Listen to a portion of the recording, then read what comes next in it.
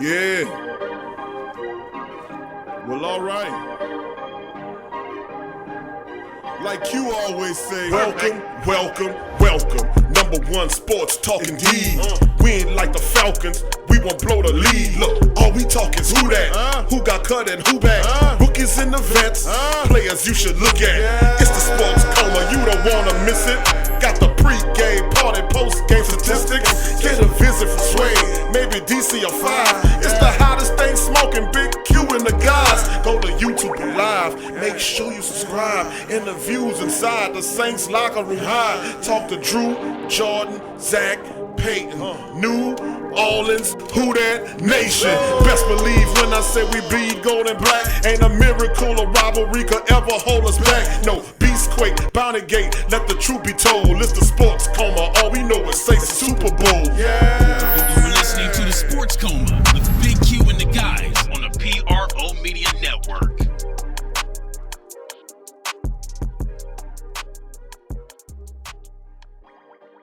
Who that fam?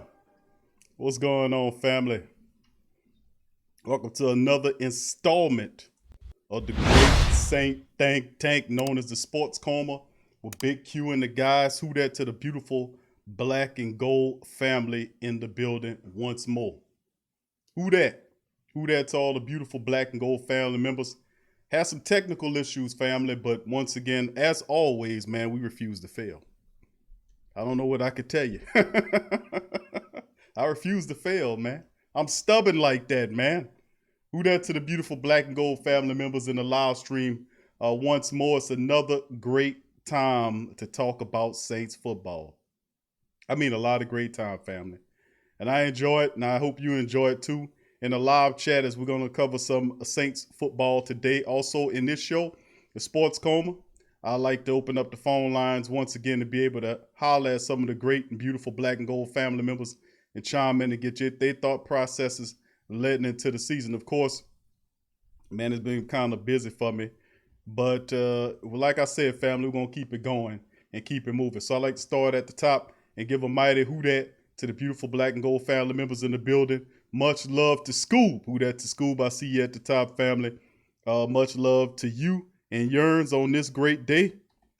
Another excellent day of Saints football. So we got a few things I got to kind of do at first here, family. But it's good to see the family members chiming in the live stream once again. And customarily, I always start off by saying welcome, welcome, welcome. You're now rocking with the Sports Coma with Big Q and the guys.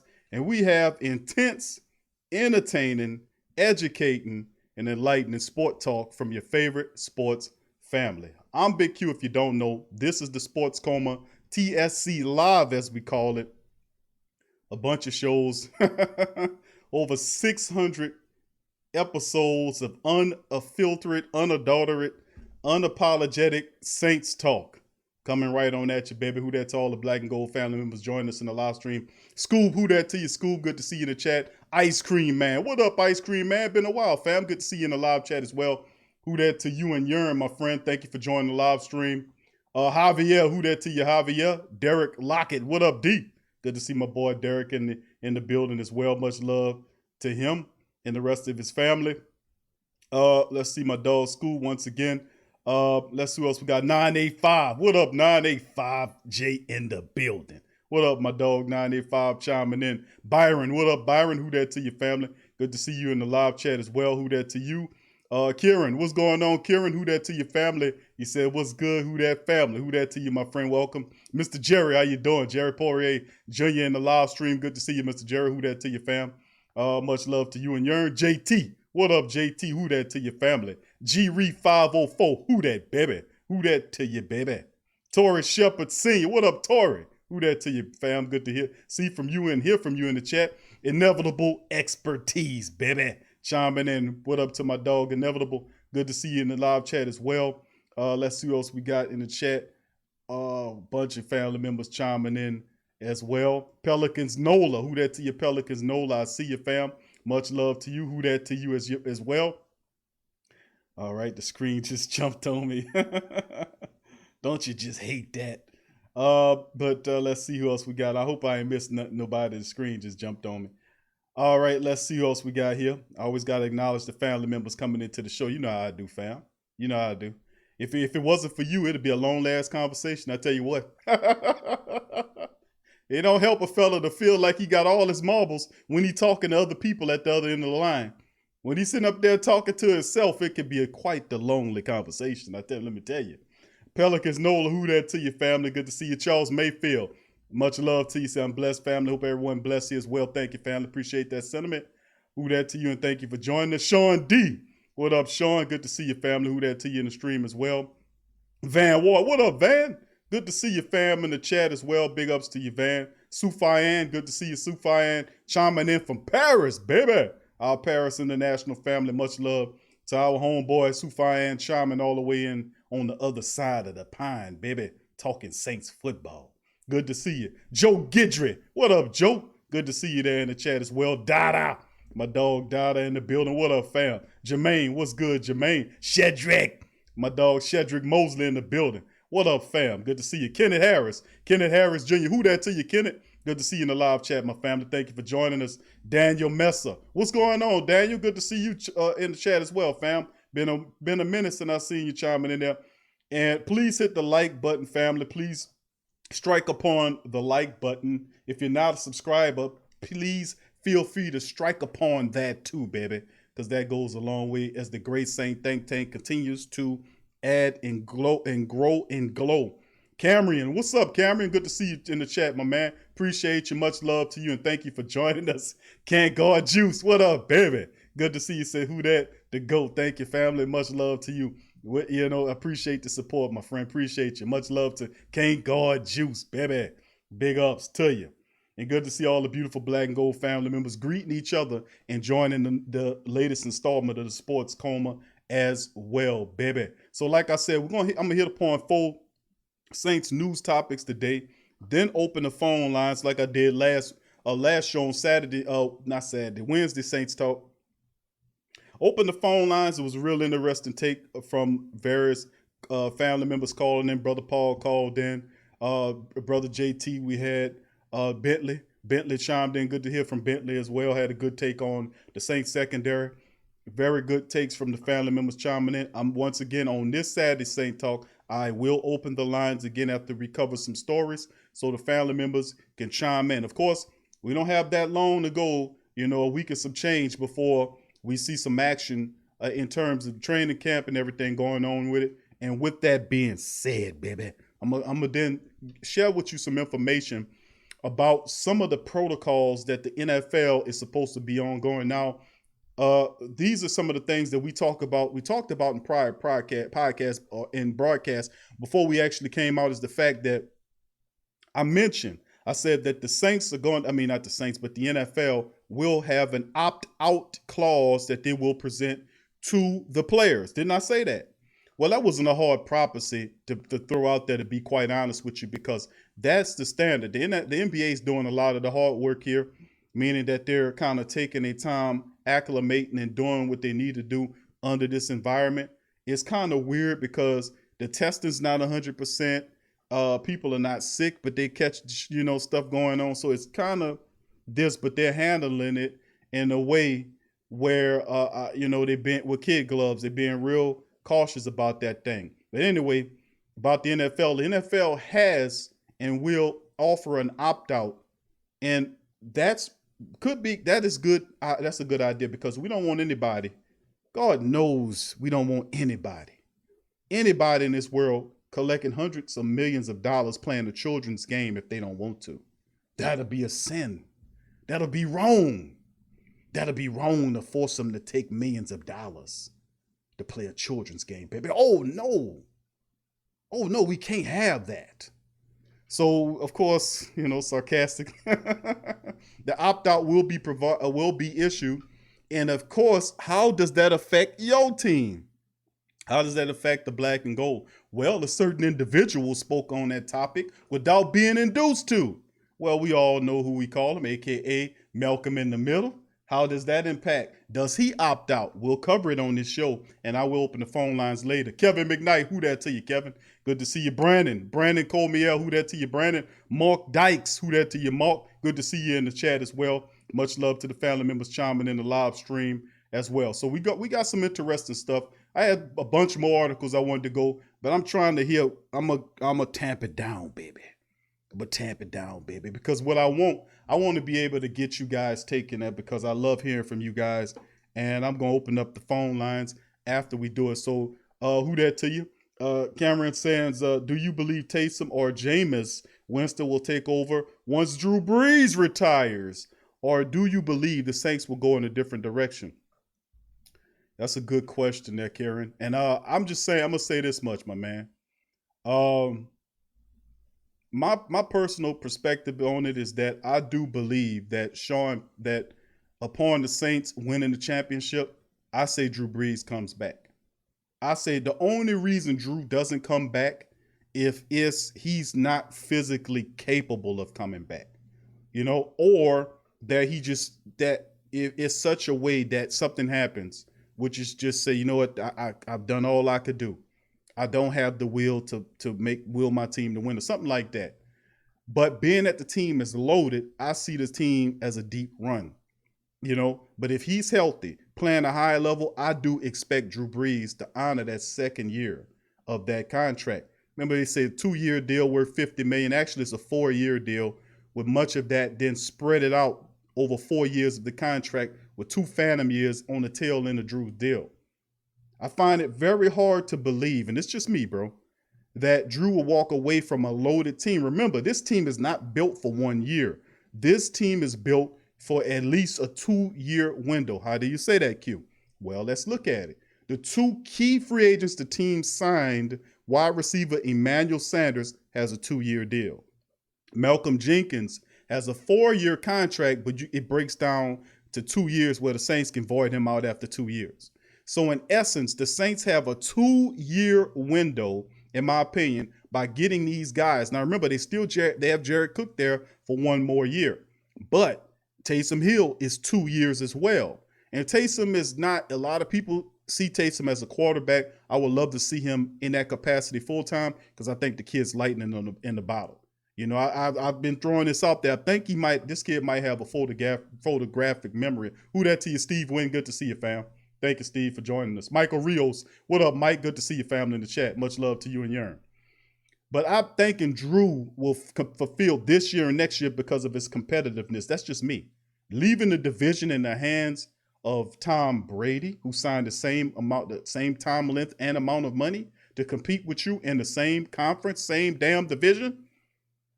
And remember how Brees acted last year when he lost the job to injury and Teddy Bridgewater stepped in and fulfilled. Did you not remember how Drew's behavior was? Do we not remember that? He wasn't a very happy camper. He wasn't very pleasant to be around.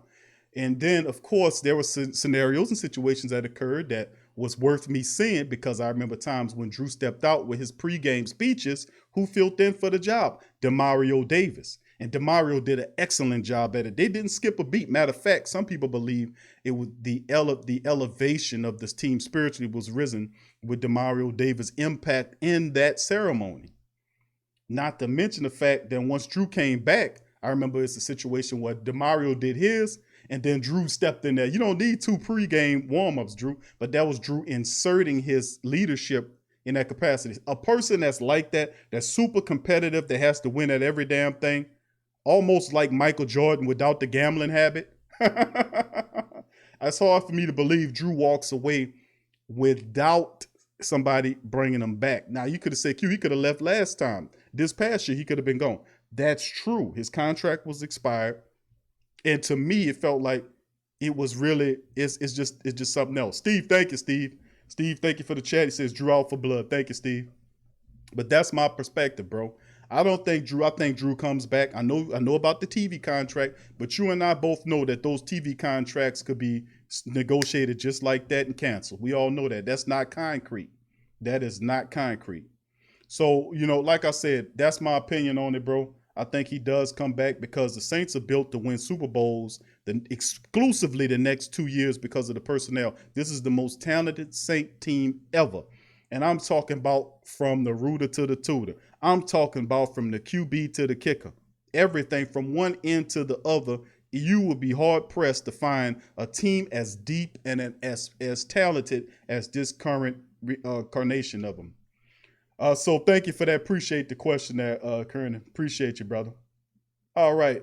Trey Joseph says, what up, Q? Who that to you, Trey? Good to see you. He said, how do you feel about the possibility of Dak coming to the Saints? Them Cowgirls are having a tough time in negotiation. I still think they get it done with him.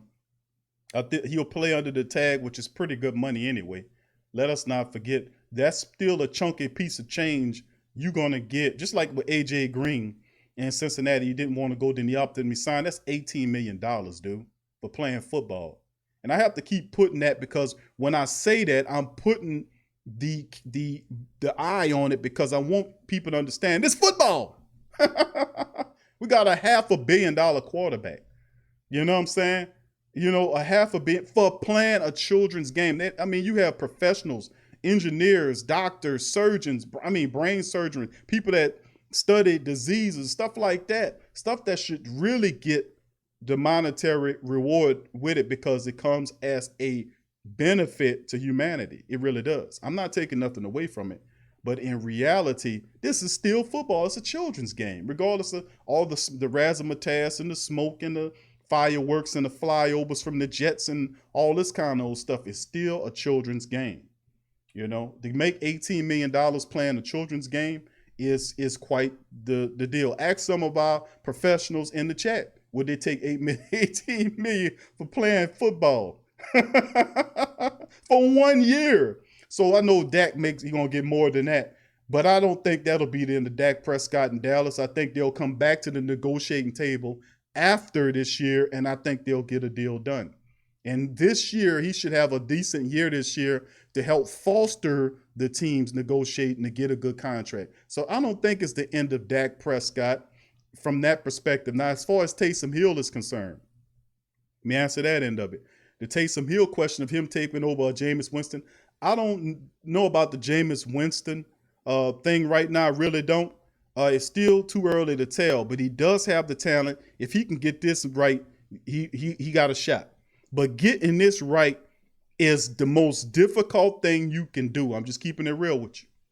You got to get this right, and that's not something you're going to fix overnight because the mind operates and learns in series of revolutions or series of repetitions. You got to do it over and over to create a groove in the mind so that it can understand what's going on, and then it takes the habit just like that. Why do you think that programming is so big on the radio when they keep spinning the same song over and over and over and over and over and over and over and over again? And then you got the children who don't even know what it means, but they can read off every line. That's a form of programming. Same on television. You hear something constantly over, they understand how the mind works. And you have to understand how the mind works as well so that you can schedule it or you can set it up where you can be successful for yourself as opposed to for somebody else. But as far as Jameis is concerned, will he learn the apparatus? Does he have? He does have the ability to be physical, but the mental aspect, he's been a Ray for a long time. He's been running and doing shit crazy for a while since he won the championship in 2013 with Florida State, and he got that first overall thing, and then the Uber thing, and the stuff with the helmet, and all the stuff that he did to just the Saints alone, not just talking about the stuff to other teams. He been kind of wilding out for a while. Now to come to New Orleans, understand that you have opportunity to give it up, that might step up his thing, but it's hard to tell. Because Teddy Bridgewater and Jameis Winston is two different guys. Jameis is a wild gun. He's a wild card. He's a wild dude. You know what I'm saying? In terms of, just movement. He's a wild dude. He got a wild nature. He's and for as Teddy Bridgewater. Teddy Bridgewater, as far as he goes, Teddy Bridgewater is more conservative, more of a cerebral quarterback. You know what I'm saying? Jameis got him lapped when it comes to physicality and every other thing. But to keep it honest with your family, I do think that Taysom Hill does have a solid opportunity to get it because of his intelligence. I think Taysom Hill picks up on stuff faster than people. If you notice, he running the guy ain't a wide receiver, but he playing wide receiver better than wide receivers that played it their whole career. Don't look past that. He got in there and did the tight end, was blocking, doing stuff. And it's just not saying because of his physicality and all this kind of old stuff, but it's the fact that he picking up on stuff and then having an immediate impact on the field, and then he plays with a certain energy that you cannot deny. He electrifies a dead-ass team like what the Saints was in the playoffs last year. He almost brought the Saints back single-handedly if Peyton would have rolled the hot hand at the end of the game. The Saints would have won that Minnesota game, I believe. But it's tough to say. But if you look at what the Saints have done from a historical standpoint, Taysom Hill could break the thought process of Sean Payton using, and Taysom's not really a young dude. He's like 30 this year. But getting guys around that age group to play quarterback. My thing is, next year, if Drew does retire, just saying if he does, there are Aaron Rodgers out there. There's several other really intriguing quarterbacks that'll be looking at the Saints, just like Tom Brady was when Drew didn't make up his mind too soon. He was looking at the Saints, waiting to see what Drew Brees was going to do before he made a decision. And once Drew said, I'm coming back, he said, okay, I'm going to Tampa Bay. Now, if Drew said, no, I'm going to go chill with my wife and my children and play flag football, then Tom Brady had been heading to New Orleans. You better believe that. You better believe that, Jack. Anyway, appreciate the question, family. Thank y'all as we move forward. 985 Live, who that to your family? Good to see you in the live chat. Sport Talk 365. What's good, fam? Good to see. He says, but he can get hurt, though. Most of them can, bro. You know, if you're talking about Jameis. Travis Jones, who that to? He said, Black and Gold Nation. Who that Q? What's up? Who that Nation? Thank you, Travis. Appreciate your family. Thank you for joining us today. Much love to you, my man. Appreciate the shout out. Sport Talk says franchise tag money ain't guaranteed if player gets hurt while playing on the franchise tag. I get you, but that's all he got right now.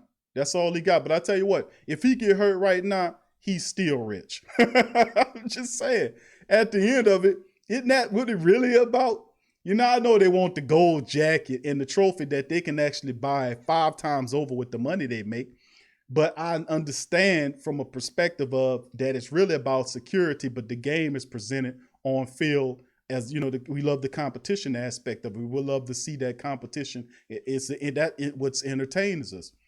But I still say that the Cowboys are definitely going to sign him back because I do think the Cowboys are going to have a pretty decent season this year.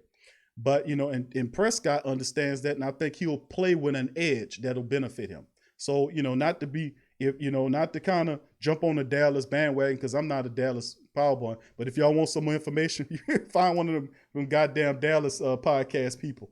Because although I like Dak because he's from Mississippi, a local kid, I do still say he gets his money. I don't think he's a player for the Saints, though. I just keep it. I just don't think so. Thank you for the question, though, bro. Hemisphere, who that to you? Hemisphere, good to see your family in the chat as well. Let's see. That's right. 985 Live. So he tried to turn Laddie Daddy off by pushing the back of his helmet. Yeah, he pushed the back of his helmet. One game, Winston got sacked. He was sacked by Cam, and Cam was on the ground. Jameis Winston to get up, grabs Cam's bottom of his face mask. Y'all remember that? and you used it to pull himself up. Do you remember that? He slammed Cam's face to the ground and pulled him up. He was mad because he got a sack. But he does sneaky shit like that all the time, which is why I won't bring him down here. But, you know, you got to give people their fair due. He's not a Tampa Bay Buccaneer no more. He's officially a Saint, you know? It's what it is. Oh, John Thompson, who that to you? Appreciate you, fam. Can't guard you, says Teddy. Too conservative. Boy, have the whole nation blood pressure high back there. He did. He would sit back there and hold that damn ball. And I was like, man, get rid of the ball. 1, 2, 3, throw the ball. If you don't see something, throw the ball out of bounds. Go to your check down. Come on, bro. Every time you coming out of there, you mean to tell me your check down covered? Come on, Teddy. And you acting nervous like that. And you come on, just get rid of the ball, man. Play on the rhythm. He did better a little further on, but I'm hoping he continues that trend in Carolina because we can use that to our advantage. All right. Kieran the Great says, yeah, you're right. Teddy Pendergrass, he a living. He is a living legend.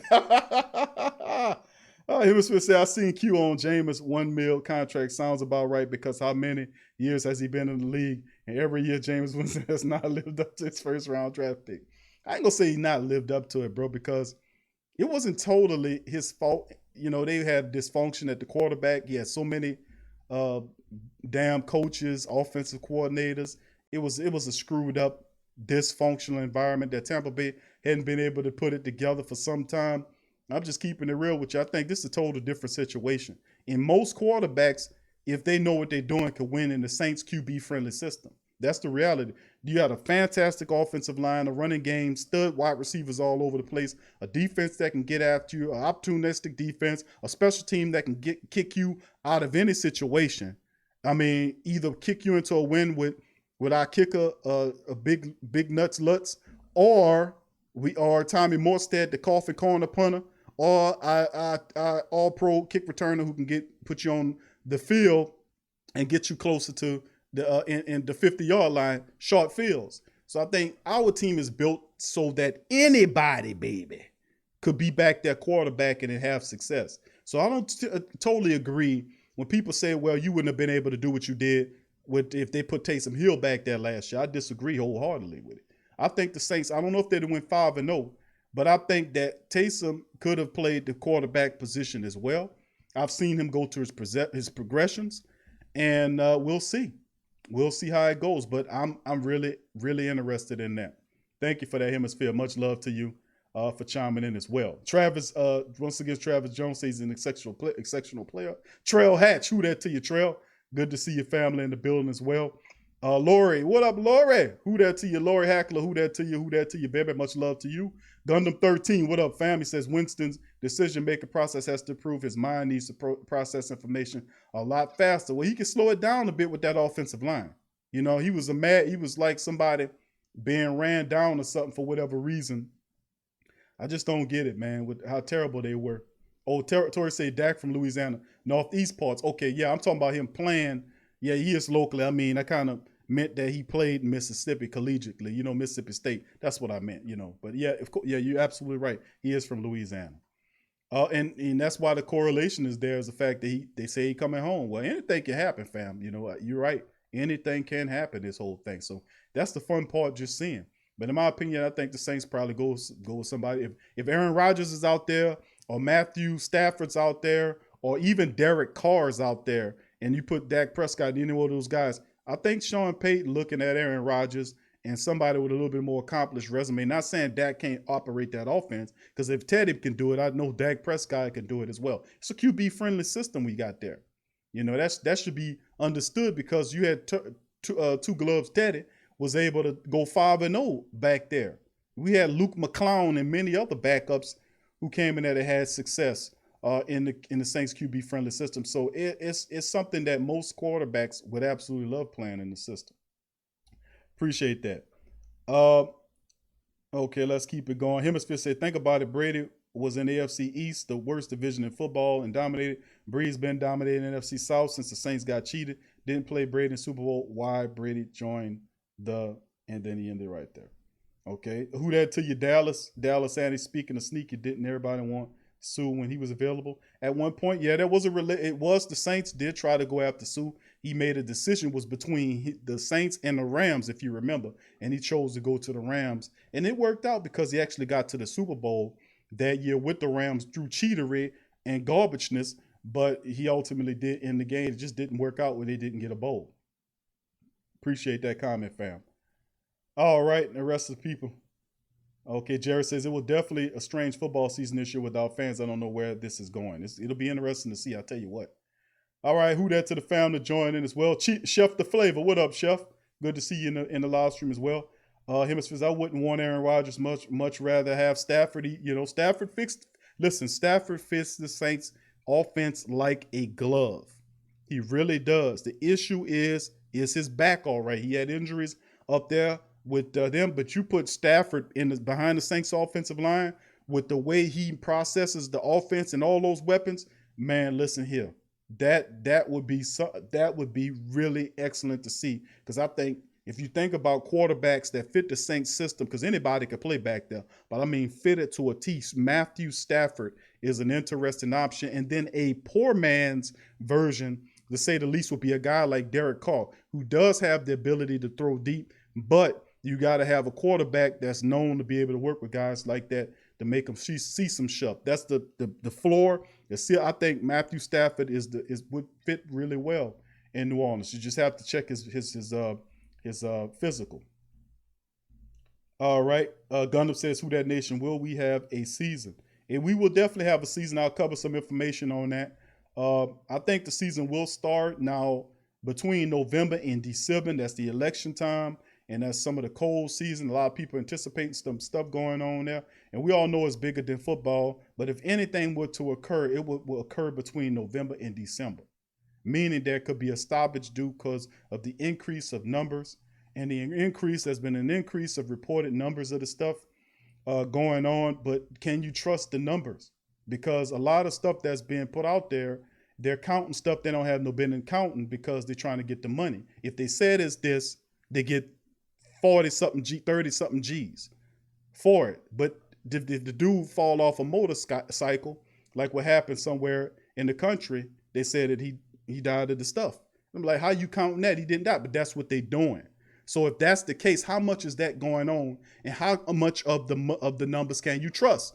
Because don't think for a second that people ain't greedy enough to play games like that.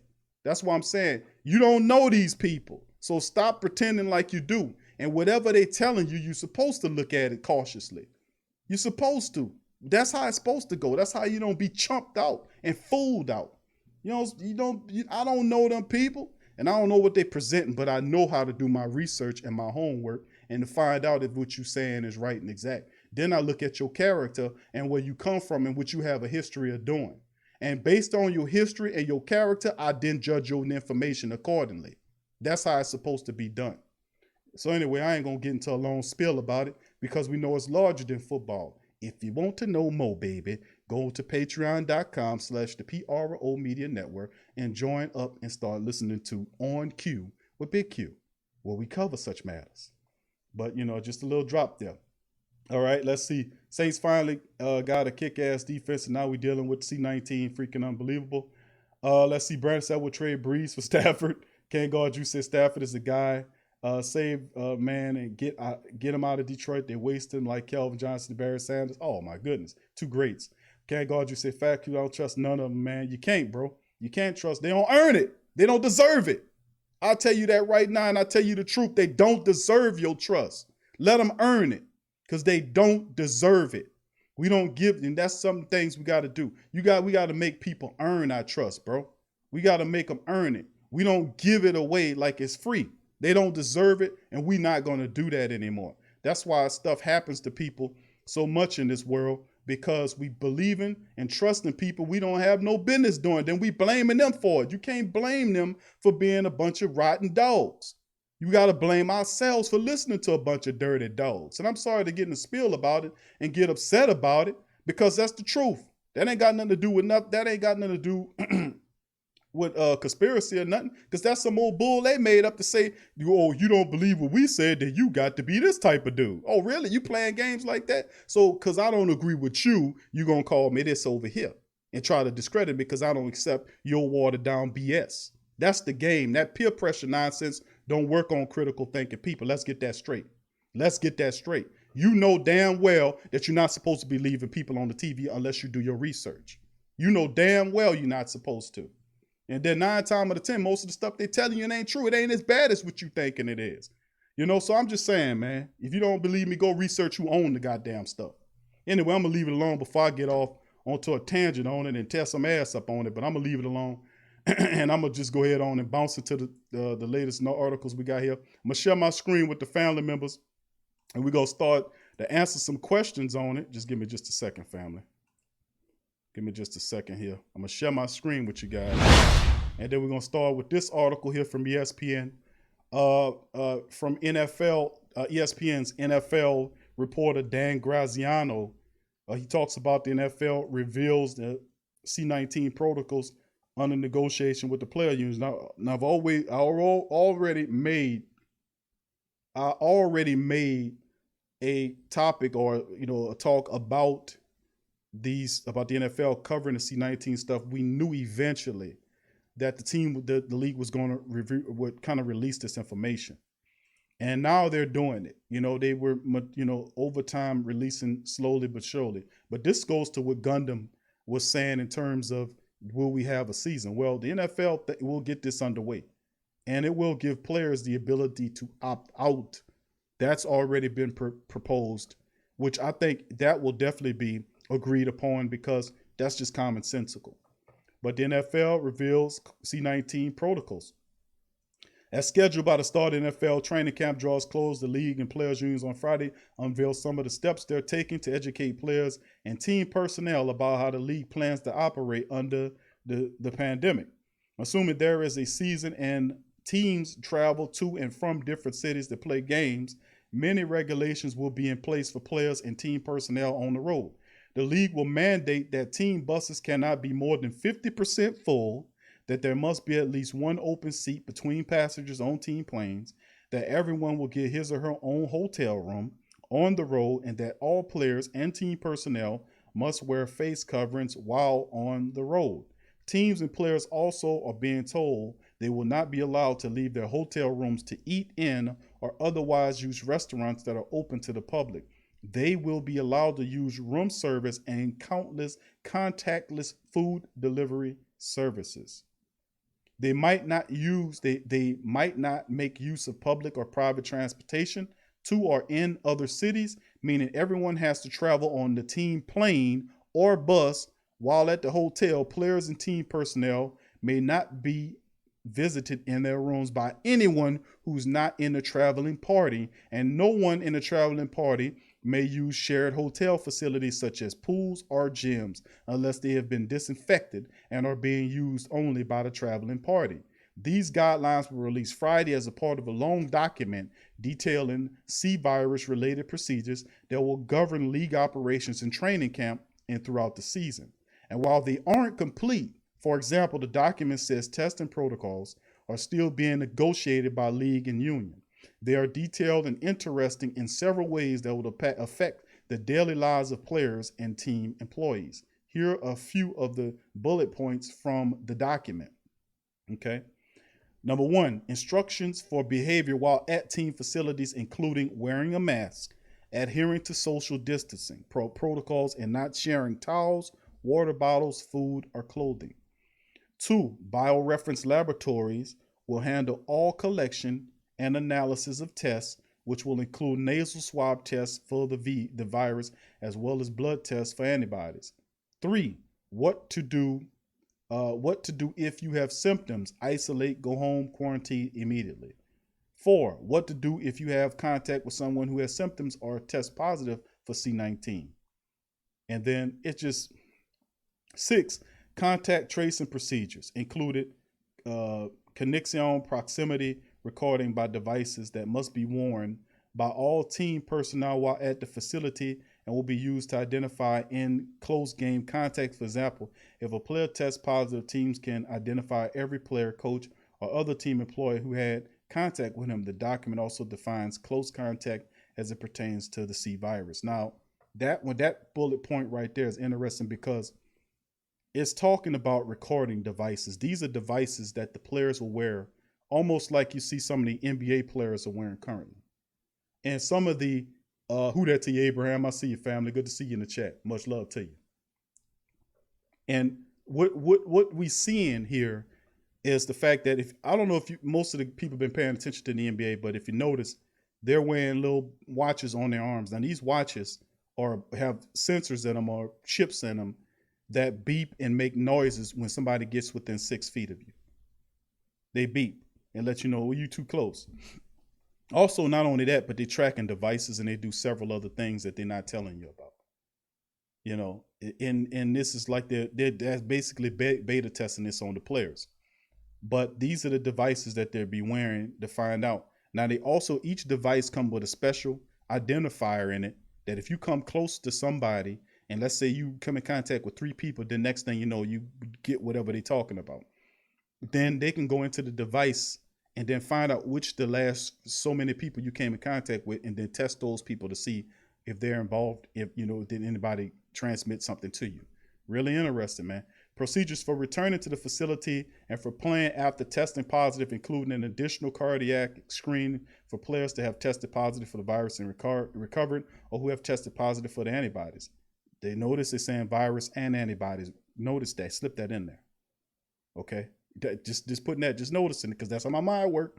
The introduction to the documents say risk cannot be eliminated. Must reduce exposure. Keeping the team environment safe is everyone's responsibility, which means that the onus is on the player to remain. The NFL is not going to take any extra heat. They're going to put all the safety on you. It's like when you go to work and they tell you at work or wherever you might be at, that safety is the responsibility of the employer, meaning that the job doesn't have the responsibility to keep you safe. They're putting that on you. See, that's lawyer speak. All that, and most of the rules, regulations were written up by the legal team. And the onus is always placed, the blame is then placed upon you. I have ties to the railroad industry. Trust me, I understand how evil, corrupt, garbage, and satanic the operation of the railroad operates. From the dark, deep centers to history, from the transportation of slaves throughout the country, that's how many of this stuff occurred. That how they operate is godless. You know, if I was, you know, if God come back, I think the first thing he would do is stump the piss out these railroad companies. Just let's keep going, man. I'm just saying, I ain't gonna get into a spiel about it. But the bottom line is that I'm saying that they talking about mitigating risk. They will not take responsibility for you. They'll put the onus on you. Y'all know what I'm talking about. The league plans to continue to work to educate players and other team employees about the virus and how to operate within the pandemic. Each team is required to hold at least one live virtual information session for players and staff, and another one for family members to let them know as well. So you, Gundam asked me about, do I think there'll be a season?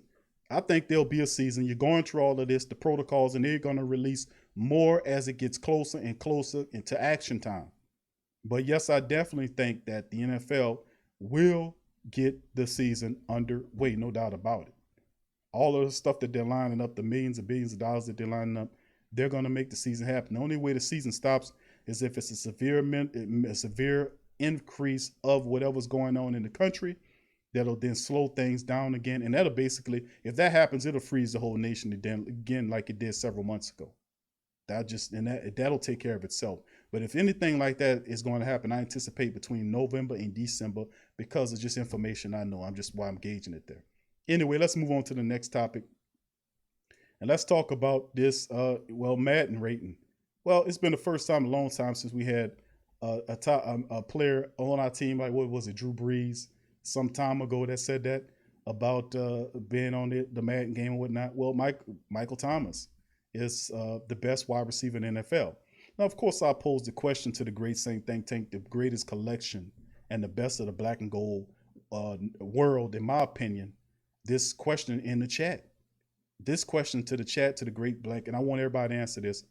Is Michael Thomas, can't guard Mike, our homeboy, the best wide receiver in the NFL? Okay? Answer that question. What do you think? Now, of course, people will talk about Julio Jones and DeAndre Hopkins, but within the time frame that Mike played, not saying you can't combine all of their years together because he's only been in the league, counting this is his 4th season, correct? So with 3 years of play, how is he considered the best in football to you? Is it him, Hopkins, or Julio Jones? Answer that question in the chat. Answer that question. Let me know what you think. All right, Saint Star Mike Thomas is the best wide receiver in the NFL according to Madden rating. He had a 99. Of course, a lot of people seen that he came out with it. I just thought this was a cool thing. I've been playing Madden for I don't know how many years. I had it when it first came out, been playing it for some time, and I thought this would be a cool item to present to the family. After a historic 2019 season, Saints receiver Mike Thomas was revealed as the fifth and final player to receive a 99 overall ranking in Madden, the latest edition of the popular video game franchise. Now, Thomas joins Kansas City quarterback and $500 million quarterback Patrick Mahomes, big time paid off Christian McCaffrey, who got his big dough, Aaron Donald, who's just dominant in every stretch of the imagination, and I'm questioning about Stephon Gilmore. I like Gilmore. I don't know why they keep beefing him up like he the best cornerback in the game. I've seen Gilmore play, and listen, Gilmore's good, but he's not that good. Stop it. Stop it with this. Gilmore is good, but he's not that good in my opinion. He's not the best cornerback in the business in my opinion. They've been beefing him up the last 2 years. But anyway, those 5 guys were named for the 99 ranking. They said he set NFL single season record with 149 receptions. Last season recorded more catches in his first 4 seasons, 470, than any other player in NFL history. So I guess that answers my question about, is Michael Thomas the best wide receiver in football right now? Let me highlight that for you, baby. He said he set a single. We know about the 149 receptions last season that took down Marvin Harrison's single season mark, by the way. And it recorded more catches than any wide receiver, any player, it says, in NFL history. So I guess that would make him the best. It's interesting. The 99 rating is the highest rating a player can achieve in a modern game. The franchise used to rate players 100. Madden debuted the 99 club concept upon last year's Madden 20 release. EA Sports revealed Thomas' reaction to the ranking. He had a little chain he put on, and he was done. He got his hair cut, and he definitely, Mike Thomas really showed up. He earned it. He said, now the kids know who to play when they play the game. Thomas said in the video, they'll see why Drew Brees gives me a lot of opportunities on Sunday. 99 in real life, 99 on the game. Can't guard Mike, baby.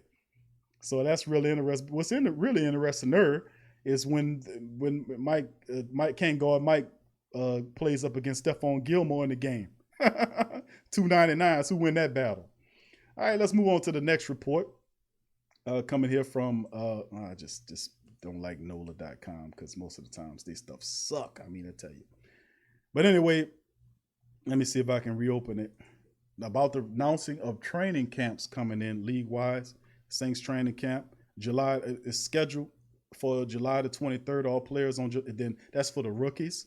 Chime in on 23rd of July, and all the other players are scheduled to pop in on the 28th. Now that's just let you know some information there. And then of course another little article that I wanted to drop on you guys was Janoris Jenkins considers he and Lattimore one of the best duos in the NFL. Now the Jackrabbit is awesome, man. You know, he had, he had 5, I think he had 4 interceptions with the Giants last season. Then when he came to the Saints, he got nothing. He had 5 interceptions this past season, both with the Saints and the Giants. Then, of course, Marshawn Lattimore is continuing to get better and better. But you have a guy like the Jackrabbit who could be your top cornerback on any team, you know, and you have him operating, you know, with Marshawn Lattimore. And don't forget Chauncey Gardner-Johnson is there as well. Well, anyway, he was on Good Morning Football, and he had a nice little bunch of information. I want to play this. I played a bulk of this when we did our On Q with Big Q. I mean, not on TSC Q&A this past Thursday when we played this interview in his certain. Now, I don't know if I'm gonna play the whole thing, but I'll play a bulk of it from Janoris Jenkins, the Jackrabbit, as he talked about topics like who he felt was the best, I want to say the best player that he guarded in practice and the best player he guarded in real life. And for those who hadn't seen it, I'm going to spin a little bit of it for you to hear the Jackrabbit talk about it out straight. So let me make sure I got my stuff on for you guys so you can hear it. And please let me know in the chat if you can hear it. One of the best playmaking cornerbacks in the business. Since entering the league back in 2012, nobody has more than his 7 Let me make sure I get that right. 7 pick sixes to the crib. Please welcome to the show, New Orleans Saints cornerback Janoris Jack Rabbit Jenkins. What's up, fam? How you doing? I'm good, man. How you doing? I'm good. I appreciate you joining us. Let's jump right into it. So you joined the Saints last year, even though it was towards the end of the season. You were only there for 3 games. You decided to sign an extension for 2 years. What was it about New Orleans that made you think to yourself, I want to lock myself in and be on this team moving forward? For real, man. I felt at home. I love everything about the organization, how they carry themselves, how they treat their players, and just it's just a winning atmosphere. And around that, everybody seems to be on the same page at all times. And I just love it. I love to hear that. I love that you're there. I think it's the most complete team in the NFL, and I don't know if you know this, I'm always riding for the Saints to win. Much love, Kate. I gotta tell you, a lot of people who sit in my seat or sit on TV talking about sports love to talk about cornerback duos. Where's the stronger duo at DB, at cornerback in the league? And everyone talks a lot about Marcus Peters, Casey Hayward, Marlon Humphrey, those tandems throughout the league. But I think you and Marshawn Lattimore are slept on. I think you guys might be the best cornerback duo in the NFL. Do you think you are, and what do you have in store for 2020? Yeah, well, man, Laddie, we think highly of ourselves. We really, when they showed it, like I think a couple months ago, and we wasn't the only thing we was up there, or we probably been low on the list. Basically, we just text each other. Well, we text the cornerback coach. We all had text each other and was like, "Do we see that?" And we don't want to do too much talking. We just want to show it because we know what we're gonna bring to the table. Janoris, you are in a 8-way tie right now for 11th most pick sixes in a career with 7. One more, you get yourself into the top 10. You'll tie Eric Allen, Rondé Barber, Charles Tillman. Guys above you include Deion Sanders, Aeneas Williams, Rod Woodson. I mean, some of these names. Is a pick six a mindset? Is it a little bit of luck? I mean, how do you get that kind of preparation or make that happen on the field? As you break down film, you just pick at least one route one formation, one play recognition that you recognize from film. And once you get the opportunity, you have to take it. Because, when you watch film and break it down, teams run the same formation, different packages, but they might move 1 or 2 guys. And once you break it down and realize what's coming on, what's about to happen, that's your chance. And you're not going to get too many chances, so you got to take the chance that you get, and when you recognize, you got to take it. You know what you got to do, Janoris? You guys played the Packers week 3. Aaron Rodgers has only thrown 2 pick sixes in his entire career. If you get him, man, like that one go right to the Hall of Fame. If I get him? Yeah. I'm going to try. Play within the scheme, and I'm going to try. Now, Janoris, okay, jump one, because that one's going to Canton. Janoris, if I look across the league, we got a goat, we got a honey badger, we got a cheetah, and then we got a jackrabbit. We love the jackrabbit handle, and you're going by Jackrabbit 2.0 on Twitter now. So where did Jackrabbit come from? What's the origin story? And what are we going to get from Jackrabbit 2.0? Jackrabbit came from my college coach when I was at the University of Florida. I went to school in January, so I attended school early. But when practice started, I didn't know no plays. So basically, they threw me out there, you know what I'm saying? And when they threw me out there, I was making a lot of plays, but I didn't know no plays. So we get in film room, and he talking about, boy, you moving fast like a jackrabbit. Because where I'm from, we chase rabbit as kids, growing up, as part of surviving, just for fun activities. That's what we do. We chase rabbits. So once he realized that we chase rabbits, and where I was from, and watching me on film, he just called me Jackrabbit. And after that, I just ran with it, and I never looked back. Yeah, and for those at home, he's not talking about chasing in the Elmer Fudd way. We're talking about quick feet, quick hands, eye coordination. All the country boys Nick do it as Burleson kids, and they couldn't end up get being more lame with superstars that. in the league. Now, let me ask you this. There's a debate going around, and it's always been going around. It's about who's the best wide receiver in the league. Is it Julio? Is it Michael Thomas, DeAndre? You have faced some of the best of the best dating back to when you first got in the league. Who is the best wideout in the league? And don't give me the stock answer because you're playing for New Orleans. Keep it real with me. What you mean? I haven't went up against Michael yet, anyways, to be honest. Okay, all right. Okay, my bad. So give me the real answer then. What do you think? For as going up against Toughest to cover. Toughest to cover. Like in practice or just games. I mean, anything. My hard Was one it a was young to cover OBJ? What? In the game, it was Antonio Brown when I played against Pittsburgh. Ooh. I think it was the playoffs. In practice so far, from every team that I've been on, it have been OBJ from practice standpoint. But in the game, like far as facing, it was Antonio Brown, I feel. Definitely. I can see that. That boy talented, great hands, great routes.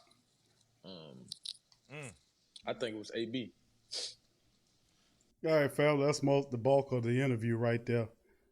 Coming from the Jackrabbit, baby. That's Janoris Jenkins chiming in, man, and saying that his toughest cover was Antonio Brown. That's not a bad answer, knowing what we know about Antonio Brown. Who that to you, GM Kev? Good to see you in the chat. Kenny Sutton. What up, Kenny? Who that to your family? Thank y'all for joining the live stream as well. Who that to you and your earn? And Rush Hour, who that to you, Rush Hour? I see your family. Thank you for joining us as well. Crass, once again, thank you for your super chat, my brother. Appreciate you. Who that to you as well. Thanks for joining, fam. And it's what it is, family. So yeah, we have that's interesting. Articles right here I wanted to bring before the family members and drop it on them. We talked about the NFL COVID-19 protocols. We covered that. Michael Thomas can't guard Mike being number 99 in the Madden rating. And of course, I kind of answered my own question, but it's good to still hear what you guys think about your thought process on who's the best wide receiver in the game. And I know a lot of people were saying that, no doubt about it, that is hands down is Mike Thomas. Check the stats, man. People might have their personal preferences, but you can't get over the statistics. And if you got people that don't want to look at the stats, ain't nothing I can tell you. You got to have some type of line in reality based on what these guys do to be able to say who's more productive than the other guy. Well, if you look at the statistics around Mike Thomas, he's clearly the most productive receiver since he's come into the NFL. You know what I'm saying? And not too many of them now. Guys are up, or behind him in that respect. And of course, a man's supposed to say he the best wide receiver. Hell, remember what Matt Ryan said. Matt Ryan, they asked him about who he thought was the best quarterback in the NFC South. He said himself. You have two Hall of Famers, first ballot Hall of Famers with multiple Super Bowls under their belt, and he talking about he the best. So it's a certain amount of delusion and confidence that you got to throw yourself in that conversation, But Inevitable says the other 31 teams that don't jump on Griffin are going to kick themselves when the team finally signs. I think Griffin will be signed after Clowney, and there are more teams getting busy. Tennessee done stepped in there. They're really serious about him. If he could pass a physical, I think they'll give him everything he wants. Lori says, yes, he's the best. Thank you, Lori. Tramal says, who that Tramal? He says, I hope my kids go back to school to get... Oh, man. Yeah. Renault, who that to you, Renault? Who that, baby? Good to see you in the chat as well. Can't guard Juice says, Mike, all day you can't guard him. That's right. Mr. Jerry said, hell yes, Michael Thomas is the best wide receiver, brother. Thank you, brother Jerry. Appreciate you, my brother. 985 Live says, proved. That's right. Jerry says, I don't give a, what about Julio Jones? Mike is the man. All right, Mr. Jerry. All right. Inevitable says Tre'Davious White is the best corner in the game, and if he's not right now, he will be. That's what I'm saying. Whoever the agency is that's backing Stephon Gilmore, we need to sign them to push our publicity because they got him hyped. All right. Okay. Who that to the family? Thank y'all for joining us. I see you, Rush Hour, and the rest of the family. Appreciate y'all, man. Now, family, I'll tell you what we're going to do now. We're going to get to this part of the show where I promised and I will deliver. I'm going to open up the live lines for the phone for the family members to chime in. So feel free to chime in. The live stream is the number is now activated. Live lines are on. They have been turned on and activated. 504-475-4482, 504-475-4482, 504-475-4482. Live lines are now activated for the family members to chime in and get yourself heard on the Great Saint Think Tank. Saturday Saints Talk, family. We kicking it. We covered quite a few issues and topics on today's show, but we're going to open up the phone lines for you. Questions, concerns, and comments heading into the season. What do you think about the upcoming season? I know Gundam was talking. We read some stuff about it to give you some information on the C-19 stuff, but all indications to me is that there's now to talk about that. I wanted to also cover the fact that what about Malcolm Jenkins? What do you guys think about Malcolm Jenkins? Will he play? Because that's something that we got to also look at too, is whether Malcolm Jenkins, who did surrender some information, he just volunteered some information up to the NFL, to the CNN actually, that he didn't feel safe in football's non-essential, despite the fact that he's a football player. But he says he doesn't feel safe. Being that the NFL is now putting in that no clause, that opt-out clause, do you think Jenkins takes it? That's the thing. I know a bunch of players will do this because you see it happening in the NBA. What does that mean to the New Orleans Saints if it does? All right, thank you, family, for joining the Great Saint Think Tank. Who's on the line? Oh, you talking to the Iceman. What up, Iceman? How you doing, brother? I'm all right, man. I came in a little bit late. The only thing I heard that you was talking about was the best receiver thing. Mm-hmm. Is that what you're talking about? Yeah. Hey, man. Look here, man. I love Michael Thomas, man. I love what he does. But I don't know, man. Prime AB, dude. Listen, man. I think I kind of got to agree with Jack Rabbit on this, man. I've seen AB play in person, man. Well, hell, we seen him against the Saints, even though they lost that game. Yeah. Dude had two touchdowns. Awesome. That was an awesome game. He had an excellent performance in that game. I mean, bruh, let's just call it what it is, bruh. Like, I love Michael Thomas, man. Like, that's my dog, man. Like, can't guard Mike. Like, he got the sauce. But just AB to me, man, he just on a different level, bruh. And it's not even because he stretches the field. Because, like, I remember you was talking to Fist, and Fist was saying, like, you know, maybe Michael could have a different gear. I mean, even you said it, Mike might have a different gear that we just haven't been able to see because Drew Armstrong, you know what I'm saying? But AB, man, I mean, you can't go wrong with either one, but, like, I challenge anybody to tell me something that Michael Thomas can do that, you know what I'm saying, Antonio Brown can't do. They both can run the rock. You know what I'm saying? They both got great hands. They, you know, are a threat in the red zone. I mean, like, and they both can catch difficult balls while getting hit. You know what I'm saying? So right. For me, it comes down to who can do more and who does the defense feel like is more of a threat. And I feel like any defense, Michael Thomas is a threat, but I feel like Antonio Brown is like, he can blow the top off the coverage. He can, like, get deep with it. He just has the head. I think anyone would take either one if we leave in the off-field stuff out of the equation. If you bring into question the off-the-field stuff, then I'm taking Michael Thomas 10 times out of 10. Mm-hmm. But if we just talking about talent and, like, who can do more, you know what I'm saying? Who do you trust? You could go either way, man. I mean, like, these dudes are just phenomenal athletes in general. But you know what I'm saying? Me personally, I would just take Antonio Brown over Michael Thomas because he showed me something in his game that I haven't seen in the Michael Thomas yet. But one could argue Michael Thomas is better because he putting up better numbers and he don't, you know, get the deep ball like that. You know what I'm saying? So Right. I mean, it goes either way, man. But for me, I would like to see how Antonio Brown would look if his mind was right and with Drew Brees. I mean, would his numbers be, the same as Michael Thomas? Would they be a little, worse? You know what I'm saying? Just to compare and contrast, because it's not like he had a garbage quarterback either. He had Big Ben throwing him the ball. You know what I'm saying? Yeah. Big Ben, I don't think Big Ben is as good as Breeze, but he's no slouch. You know what I'm saying? Right. And he was putting up phenomenal numbers out there. So yeah, man, that's just I mean, listen, you see who didn't get picked. You see who I didn't say, them Dirty Birds. I would never pick Julio Jones over Michael Thomas. You see who didn't get picked. Right. Yeah, man. Who that though, man? I appreciate you taking my call. All right, Ace, man. Appreciate you, my brother. Who that to you? Who that? All right, that was the Iceman chiming in, family. Appreciate it, Berlin, big ups. Thank you for your super chat, my brother. Thank you for that. Yes, sir, Verlin. The cricket hotspot happened again. We dropped for a split second. We back now, but I don't know, man. It's just weird how it is, man. I had them to do some work.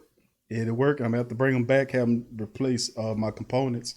Bottom line, I think that's the only thing they didn't do. They said they tested them. I'm gonna just tell them, come get this, out of here, and bring me some new stuff. But anyway, thank you, Iceman, for your analysis on that, my brother. Appreciate your call, and once again, thank you, Verlin and Crass, for your super chat, my friends. Appreciate y'all. Thank you. All right, family, keeping it going again. Live lines open 504-475-4482.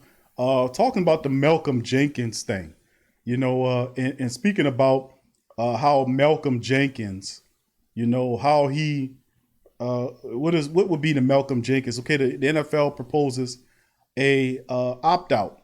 If the NFL is proposing a opt-out clause, if they're proposing opt-out, Malcolm Jenkins seemed like the guy to take it. Only problem with that is Jenkins is slotted to be your number one safety back there, starting safety for the Saints team. So what does that mean to the Saints? Are you the least bit curious about that? We'll see. But maybe perhaps Jenkins or people like Jenkins feels like the NFL will be doing enough. You heard me read some of the bullet points from the document, the C-19 document that was released by the NFL yesterday. And they covered isolation and keeping the players away from family members or people who are not traveling with the team, how they can't come in contact with people, how they can't go out to eat, how all of the food orders and teams have to be contactless, meaning you order something, then they leave it on the door, leaving by the door, or whatever it is. You know how the Pizza Hut and all these other people been doing. They sit your food on the ground. I was like, what the hell you sitting my food on the ground? But I mean, it's just what it is, man. This is the crazy, really crazy climate that we under. 504-475-4482, 504-475-4482. Live line is open. Questions, concerns, comments on a barrage of different topics. Feel free to call in. The live lines are open right now for your talks. Remember, I wanted to kind of do that. I wanted to be able to present to the family members an opportunity to chime in on these topics and subjects facing the team. Of course, there was a lot of talk pertaining to Jadeveon Clowney and what he was going to do. To be quite honest with you, I'm kind of burnt out on the Jadeveon Clowney stuff, just like I got burnt out on the Jared Cook stuff when it took the Saints 2 weeks or 3 weeks, almost a month damn near, it felt like for them to sign Jared Cook to a 2-year contract. So is this, the Jadeveon Clowney thing continues to build. All right, family, thank you for calling the Sports Coma. Who's speaking? Hey, what up, Big Q? This Byron. What up, Byron? How you doing, brother? It's all good, bro. Just chilling, man. That's good, bro. Good to hear from you, bro. What do you think about, I'm proposing some stuff, bro, to the Great Saint Think Tank. We was talking about, there's several things. One of the things that I'm asking about recently, and of course you can feel free to chime in on whatever you want, but I'm just inquiring about from the Great Saint Think Tank, what are your thoughts on the NFL providing the opt-out to the players, and who, if any Saint chooses to take the opt-out, what is your thought process on what the impact will be to the team? Namely, Malcolm Jenkins. If he decides to take the opt-out, what are your impact? What do you think how do you think that'll affect the team? Well, it's gonna be huge for Michael Jenkins. When I heard about he was saying about being safe and everything and all that stuff, but I think to me that he's in a different situation right now because I don't know how he think that he don't want to play for the season though, and I think that he don't be out there instead though. But I think the purpose that, I think that Michael Jenkins, like I say, he's a good guy, he's a good man and everything. But I know he has his own opinion, his own words. But I want to think that's not going to affect for him, not going to be playing at all, on the field and everything, with his teammates and everything. So, like I say, it's a tough situation for him, though. But I feel where the man coming from, though. I think that, it's hard for him that, what you expect for him to do. And I think that I'm not, I'm not really much tripping about that. But I think that it's all about what's best for him to be safe for himself and everything, but but it's up to him though what he want to do. It's his decision. His life. I know that that I want him to play and everything for this year. He signed a 4-year deal and everything on his contract, but like I said, I've always had his back though. You know what I'm saying? I'm not disappointed about it. I just think that I feel how it is though, when players trying to, how to do things a little more complete though, you know what I'm saying, and not trying to, take things away from it. But but like I said, I'm not mad about that though. I'm cool with it. Like I said, it's his decision. You know what I'm saying? If he's not out there, that's all well. If he is, then I hope that he suit up and get ready for to get it started, you know what I'm saying? And I think that hope that, take things a little serious though, you know what I'm saying? Not make things a little worse. So, but yeah, I'm not hitting about this though. I think it's like I said, it's his choosing, you know what I'm saying? And I'm always going to, have his back. I'm always going to be on his side. And I agree with him everything 100%, and I'm not going to backfire of it. But I'm not going to disagree with everything he's saying, though. But, I'm really happy that he, mentioned about that. And like I say, I'm on board. Okay, Pelicans Nola says if Malcolm in the middle opt out, go trade for Jamal Adams. And Scoop says he is not essential to the team with his current mindset. Would love to have him, but he can sit out and give us his loot to sign an essential player. He opted himself out. But that's interesting. The Jamal Adams thing is interesting because I would love to have the former LSU guy down here. He answers the questions that Marcus Williams cannot. So it would be interesting to have. And we'll see. Just have to see how it plays. They have until August the 1st, according to the proposal, to submit it in writing that they're opting out. They will not be penalized for this. Of course, I don't think they'll get paid either, but they will not be penalized contractually speaking. So it'll be interesting to see exactly who will put their, this proposal passes and then set the parameter or the floor for what type of movements we will have to make to replenish the spot or whatever we need to do. But on your mind, Byron, what you had on your mind, my brother, that you wanted to share with the fam? Like I said, you mentioned about Jamal Adams. He's my guy. You know what I'm saying? LSU Tiger player and everything. I know they not still getting his deal on his contract and everything. I know he won't get traded. And I know he won't be out of New York Jets and everything. But like I said, if he could, like I said, I'd like to have my boy Adams here in New Orleans. He's close to home and everything. He can join with the Saints and everything. But I think that Marcus Williams, though, he just been struggling, himself. These past 2-3 years and everything, I think he's not himself like he was when we drafted him. I think that I had enough of Marcus Williams. If he can't be more improved and he can't handle his business, though, that he can't tackle on a player that he knows he just not much more, above his body and everything, there's something wrong with Marcus Williams, though, because like we saw last year with the 49ers in that game, he was just, I don't know what's up with that, man. Grab the face, man, on George Kittle. You got to be killing me. You know what I'm saying? Like, what's going on with Marcus Williams, bro? What's up with that? I don't know, bro. I mean, you grab the man like you going to grab his whole head of the helmet above his neck. I'm like, my gosh. I don't know, bro. I mean, you got to be like, What's going on with you, Marcus Williams? Why you want to do some strange like that, bro? All you got to do is tackle the man out of bounds, though, bro. Why you going to get penalized for 15 yards for nothing?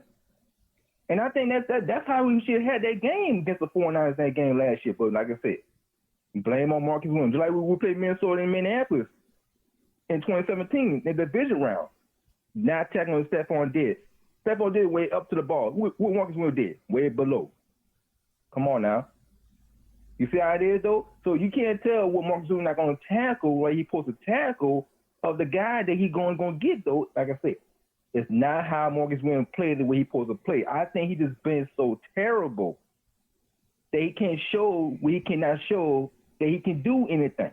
That's why I said that if we could get Jamar Adams, my guy, LSU, I think to me that he could be more the player he could be like, because I like Jamar Adams though, because he's a tremendous dude ever on the, you know what I'm saying. I think Marcus Williams that he just don't have much the skills that he can't be in Florida. That's what I said.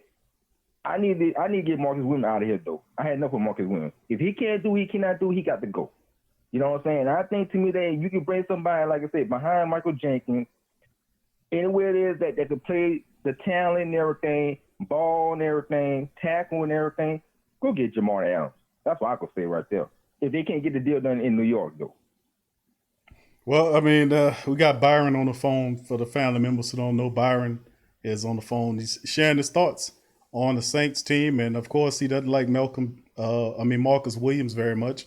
And usually when it comes to people, Iceman say, how we get to Marcus Williams? I mean, you get to Marcus Williams because in the close proximity to the conversation is Malcolm Jenkins. Right next to him is Marcus Williams. So, of course, Malcolm Jenkins' main character trait is that, like Scoob elegantly put into the chat there, and I wholesalely 100% agree with Scoob, is that Jenkins is supposed to mentor a young Marcus Williams back there. And I think that's the big reason why he's here. You know, if Jenkins opts out, then what? Of course, then people say, well, Schweringer could be a guy who step in. Perhaps there's an Eric Reed out there. So, I mean, we'll be in good shape, I think, if something like that to happen, because you never know. Once that's provided, the opt-out clause could impact the team where we would have to go out and field people. And we threw Malcolm in the middle there because of obvious reasons. He told CNN that he didn't feel safe and that football is not essential. And now that an opt-out clause has been presented to the players, proposed anyway, if it's then is agreed upon between the league and the Players Association, then put into actual practice, then it will be a certain time frame. And according to the proposal, August 1st of this year, which is what you will have to give in your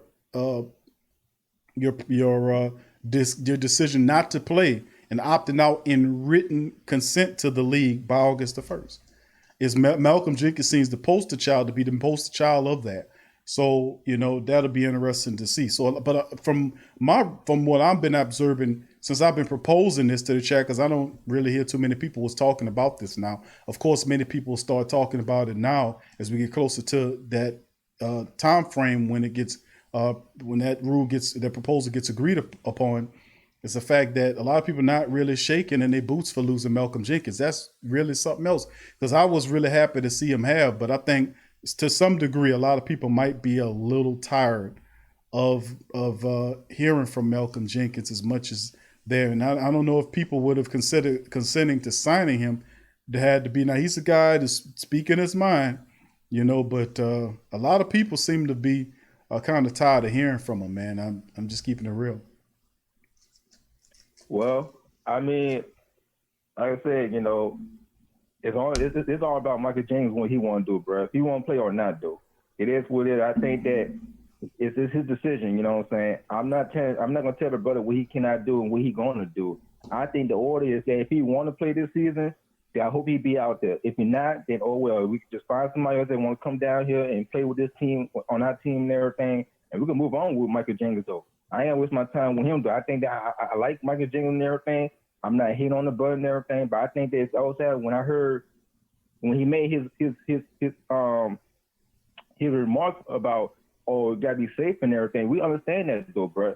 But the bottom line, we keep hearing the same old stuff you're saying though over and over though. Why you not saying things look different though? And I think that's the problem with Michael Jenkins is that he not in his shoes, but like I say, he not in his self like he was though. They say some things like that. It's not gonna be like we're gonna feel like in his own way though.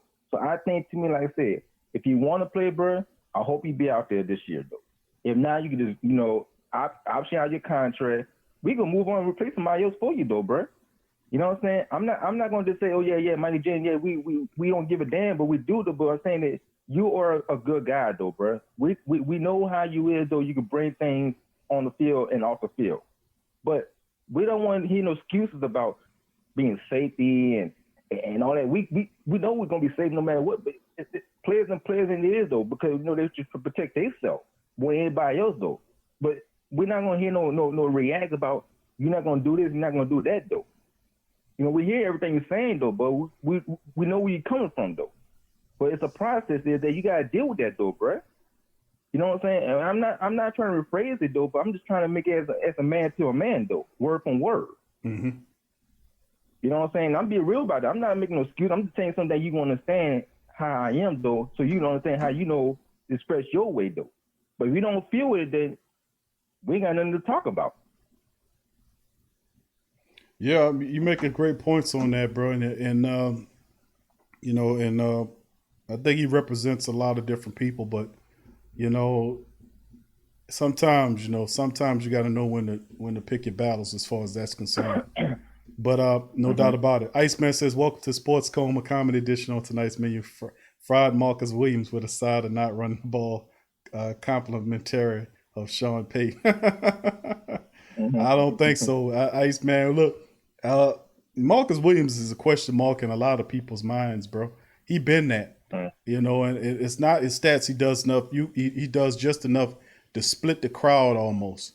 Where you can say, well, what more do you want from Marcus Williams? He led the team in interceptions, and actually he didn't. It was Janoris Jenkins who had more interceptions than anybody. If you combine the interceptions he had from the Giants with the Saints, you'd have seen that he was the one that had more interceptions. But he was up there in the top two. He's in the top 2 or 3 as far as tackles are concerned. And it'd be like, well, what more can you ask for a young player, Q?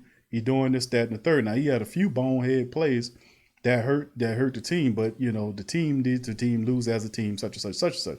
And I say I get that. But I'm not really even focusing on that. Now, I've kind of resigned to the fact that the kid has a propensity to just he's not a game time player. Meaning that if the game came down to him to make a game stopping or game saving play, that chances are, he's gonna make a mistake that's gonna ultimately cost you, and it's just what it is. And the biggest problem I have with Marcus Williams above anything, and I can let everything else slide, is the fact that he's a poor tackler. He's a poor tackler, and we can't have that as a safety.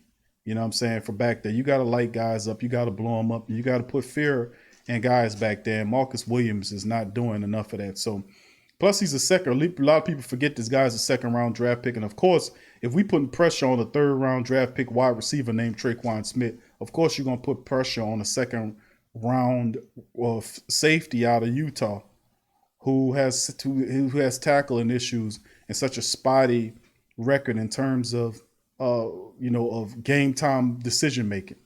We'll just have to monitor that. But he got one more year. Dennis Allen does love him. Malcolm Jenkins is supposed to help him, among other people back there. So we'll just see how it shakes, man. But I'm willing to give him an opportunity to see what he can do this year. We could very well see, and I've seen that in past times, when you see players go from, bumbling, stumbling to them taking their games up to a whole nother level. So I've seen that personally happen across different types of sports. Who's to say that won't happen for Marcus Williams? So, I'm going to keep a positive outlook on Marcus Williams heading into the season. And he knows that he has the pressure on him to show up with the contract, last year on his contract. And, of course, the Saints know as well. They're going to be paying close attention to him. They really are. Saquon Hampton's behind them. And, of course, depending on if Jenkins opts out or whatever, they could very well pick another veteran. We know about Swearinger there, and they can get Eric Reed if Malcolm Jenkins opt out. So it's several different things occurred. I'm just hoping the best for this kid, that he improves himself, man. Yeah, yeah. I mean, I know how Marcus Williams was a second round pick, and then you got Traquan Smith was a third round pick. I thought these two guys were gonna make an impact. You know what I'm saying? Once we had drafted these two guys,